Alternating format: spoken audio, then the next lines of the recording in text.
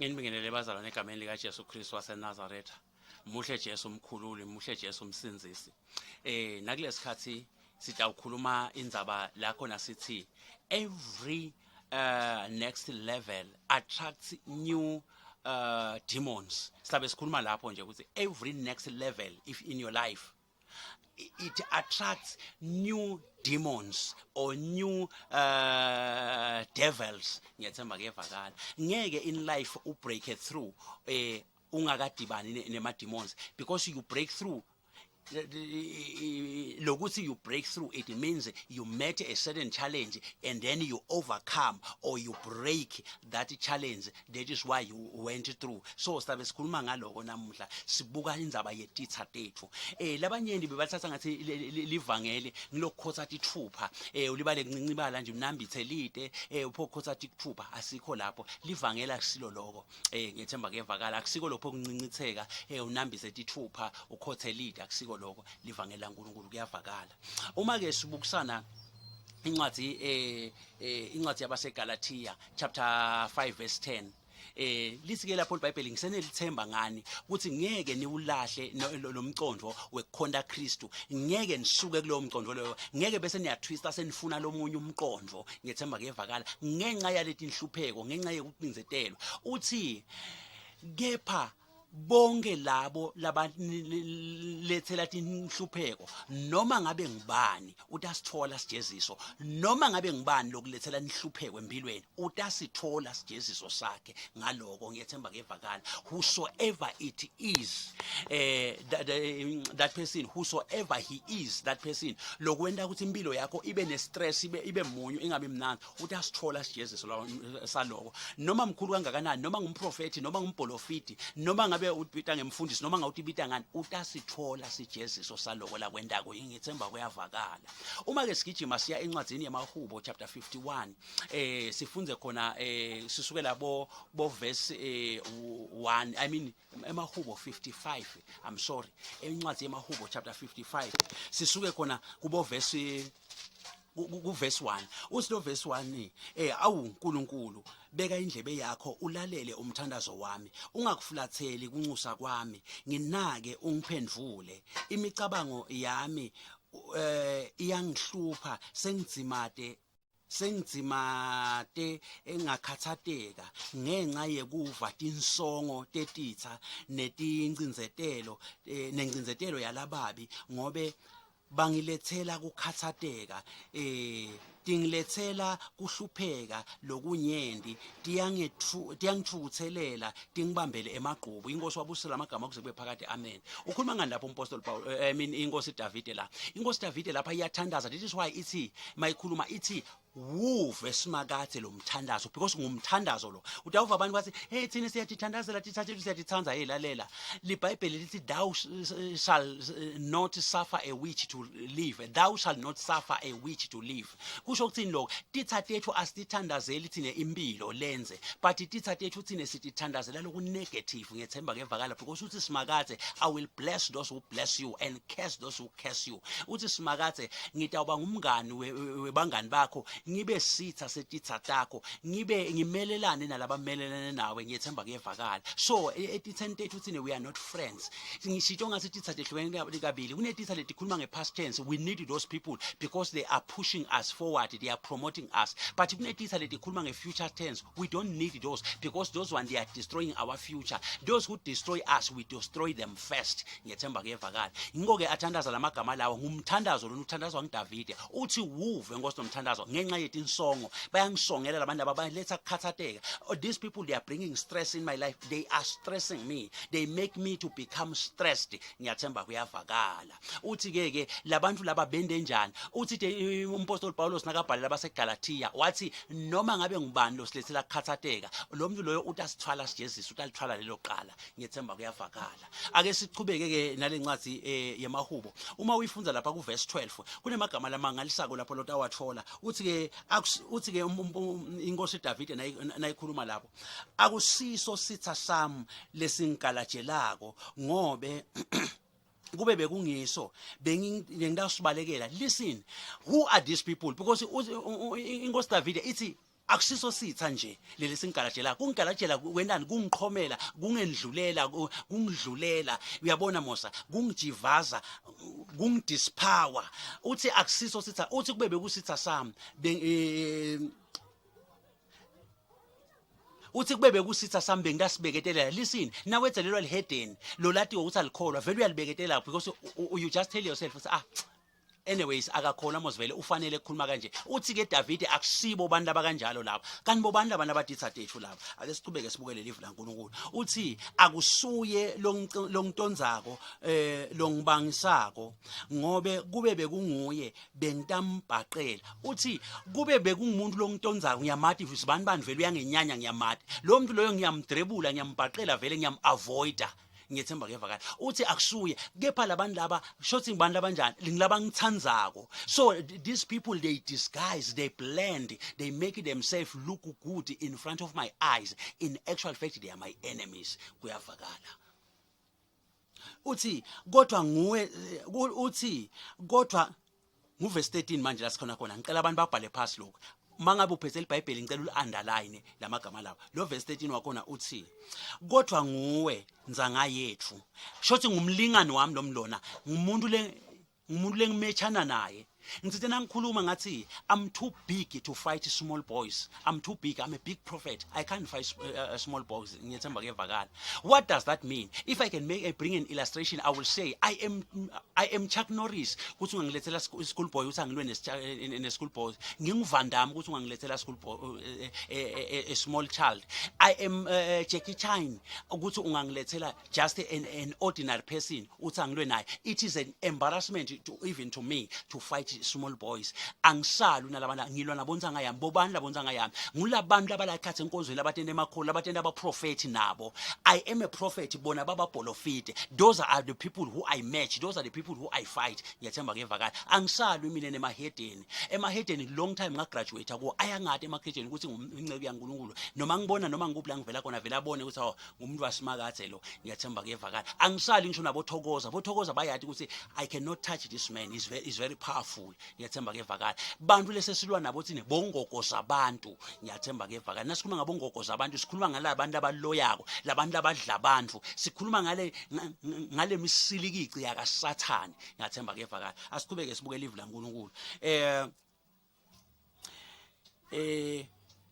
asiqale back lapha kulo verse 13 uthi kodwa nguwe nzanga yami lengishuqa nawe lo ngumngani wami it's my friend lo muntu ositha sami and a friend to me is the very same person who's my enemy ngiyavakala 14 sasihlalisana kamnanzi nawe sasihamba nawe nesiqumbi nasiya endlini yaNkulunkulu can you imagine this my goodness lithi iBhayibheli letitha tethu ngulabantu lesihlalisana kamnanzi nabo ngulabantu lesishuca nabo sibihambe nabo siye endlini yaNkulunkulu labantu lesiya nabo endlini yaNkulunkulu ngikhuluma nje kulisondvo bantu basevekelele babhekephi endlini yaNkulunkulu bayowenda endlini yaNkulunkulu boqevuta emanga lithi ke iBhayibheli ngulabantu labo laba batitha tethu lebe sihamba nabo siya kuphi endlini yaNkulunkulu ngibo labantu leli baveta iBhayibheli ukuthi baditha besihamba nabo siyapi siya endlini yaNkulunkulu kuyavakala ngemava lavakala ko lisho ukuthini iBhayibheli bantu labasekhathe enkonzweni lalabaditha tethu basekhathe bakoleka iminikelo bayashumayela bagibele emapulpiti mabafika lamapulpiti bakhafuna nonsense yodwa mabashuka la emapulpiti babuyele bayobaditha tethu labantu laba baditha tethu kodwa bona banjani babonakala balakhathe enkonzweni njengoba athi ngake ngathi ngikhuluma ngenyele emalanga ngathi umpostoli Paulus uthi labantu labo nganiyala ngabo kanyeni namanje nginiyala ngabo nangethi nyembeti ngithi sihamba nabo kepha baditha desiphambano baditha they are our enemies inside the church baditha tethu endlini yaNkulunkulu kodwa baditha tethu those are very powerful enemies because they disguise we shake hands with them we eat with them this guy nje lotubita ngenzatheli he's busy insulting me ubita ngemntana kaNkulunkulu is singing a nonsense gospel this person let me leave let us continue with the word of God uma ufunza incwadi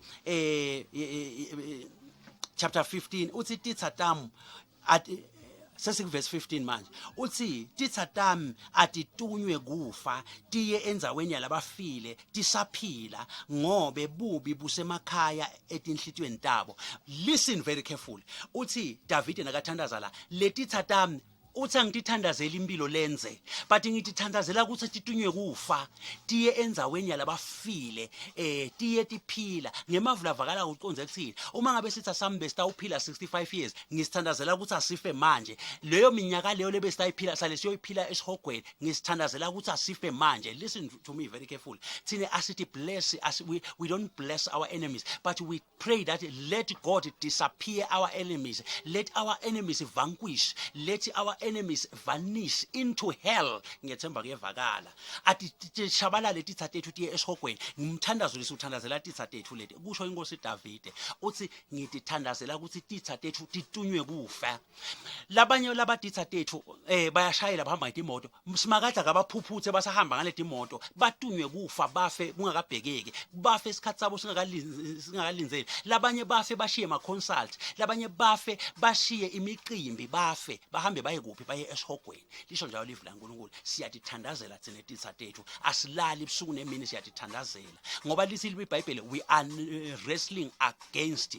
Leli gama lethi wrestling lisho ukuthi siyalwa sibambene nani nemimoya. So le mimoya letigwelela kule titsa tethu ngoba lithi live lasimakade lathi fubeni tabo bubi buthole emakhaya. They are evil, these people, so we pray that these evil people must perish and go to hell. Ngiyethemba kuyavakala asitithandazeli kuthine kuthula. Let me bring it this moment. Mina I can be so happy if I see my enemies abuthe emaphepha. I'll be so happy say this is the power and the grace of God. Uma ngibona sithi asamine ngive ukuthi siphephuke nemoto I will say glory be to the name of God. Uma ngibona mina ngiva ukuthi sitha sami sesidla imbuya ngeluthi I will say glory be to the name of God. Ngani ngoba emandla uNkulunkulu sekathi bonakalisile kulesitha. Ngiyethemba kuyevakala bonke laba labaditsa tami ngibathandazela lo mthandazo lona ngithi onqusa nana nawe ngithi wena losaqathude ekholweni nangabe nawe udonsa amatima udonsiswa ngiletitha leti ngithi pray to God thandazela ukuthi uNkulunkulu letitha tethu atitunywe kufa atitunywe ngokonke lokubi. Let our enemies perish, let our enemies be sent to hell alive. Ngiyethemba kuyavakala. Let me give you a glimpse of a picture. Why do we have enemies? We have enemies in life because we are better than them. We do something that they cannot do. We are shining. Let them. They are dark. Thine inganyeti yethu yagqama sinengati imlo yasimakade bana leyo jealous leyo sendathi into labangathi khona. I pray for a person aphile. Ngithandazela lihlanya liphenduke. Ngithandazela idevil worship aliphenduke. Libuye lisanguluke. Ngithandazela umuntu ogulako aphile. Ngithandazela umuntu umthondo bongasebenzi umthondo usebenzi. Kuthandazele umuntu lophethwe bodokoloshi lothunyelwa tipoko ebusuku longalali tipoko thambe emathayileni bomoya laba badlala ekhala umthandazele aphila angekho nekubangekho umuntu wasemaveni ukhulume livi lihambe lomephilisa khona lekhashana. Ngiyethemba kuyevakala uthandazele umuntu because we have been given the power ngeligama la Jesu Kristu sikhulume into tendeke sikhuluma into kubantu labakhashane lesingababoni nangemehlo lesingabathi nangekubathi baphiliswe abantu because distance is not a barrier. Ngiyethemba kuyevakala. So these people they are jealous because bona labakwatiko is kukhonkotha hebe bakhonkotha imanga kude nakunye lokuhle labakwendako bathi ke kona nje kusonga kwethuka kuqalekisa. That's all they know. So they are jealous because we do the good things. I came here today to prophesy over your life. Nangabe wena ungilolungile uyacinzetelwa titsa. Today as I prophesy prosperity over your life. I prophesy edification over your life. But I prophesy death over your enemies in the name of Jesus. Let your enemies die by the power of the Holy Spirit. That's what I'm here for. I'm here to encourage you. All your enemies shall die in the name of Jesus. All your enemies shall perish in the name of Jesus. Ngiyethemba kuyevakala. Nako la sikhona sibona khona bantu abaqale kusithatha serious thina lesikholwako abasadi thina lesikholwako bantu basedzelele kakhulu thina lesikholwako ngoba baqanga ukuthi ukukholwa kusho ukukhotha ithupha asiwo lamakholwa la khotha ithupha thina asiwo thina lamakholwa ekwadlongota thina singemakholwa lasaphendukile lese akwadi lese asangulukile lasenelwati ngoba lwati luletha kuphila lithi bantu babhubha ngekweselwa lwati thina sesinalo lwati therefore ngeke sibhubhe ngeke ke sivumele titha tethu tisibhubhise ngoba sesinelwati ngiyethemba kuyevakala instead ukuthi awubhubha letitha tethu ngoba dona tide lwati kuyavakala thina sesinani sesinekuqonza because ukuqonza ngiko lokuletha ini kuletha inhlakanipho lenhlakanipho leletha ini iletha le righteousness lokulunga thina sesihambe kuleto gaba leto safika la esigabeni sekulunga se righteousness le righteousness akusiko lokukhotha tandla nekukhotha ithupha but ngilokuba nekulunga ngilokwembatha lobunkulunkulu siphile ensandweni yaNkulunkulu ngiyethemba kuyavakala nako la sikhona khona silethe nje lawo mandla lawo ngithi titha tethu namuhla siyiletha kini imbi besolo ngigicitele ematshe kithi namhla we are rolling back lawo matshe kini besolo nisimbela imigodi namhla we are pushing you into the pit siyaniphusha listen to me bantu labalwa nathi bathi they will bring us down it's because we are up you cannot bring down something that is down you bring something down because it is up ngethemba kuyevakala nalo ukuthi si up bona ba down that is why they are bringing us down kuyavakala so I'm here to encourage you do not allow your enemies to bring you down keep pushing them down into the pit that they are digging kuyavakala because it's necessary lelinye ligiya sihamba ngamoya sisuke emandleni singene kulenye ilevel ungavumeli ke titha takho tijabule ngawe ngiyethemba kuyevakala ngithi tena ngikhuluma ngathi tilima tisukela umprofeti timchukulude njenganayo insatheli naye bulima ligama laloko kuthi ungasukela libhubezi leliphilako ube uyinja lefile ngiyethemba kuyevakala kusukela libhubezi leliphilako kanzi uyinja lefile lokho kukhomba ukuthi usilima so imthandazo yethu ithini ithi letitha tethu atitunywe kufa tife njengoba libhaliwe encwadzini yamahubo 55 verse 15 lithi ngoba etinhlitiyweni tabo bubi buthole emakhaya letinhlitiyo talabantu labathi evil therefore we are pushing them to die let them die little Bible thou shall not suffer a witch to live we must not sacrifice with our own lives for these witches to live but let the witches perish in the name of Jesus. I prophesy death over all our enemies in the name of Jesus. I prophesy prosperity and edification over a life of a righteous person. May the Lord God bless all these words. May all these words come to pass in Jesus Christ's mighty name. Amen.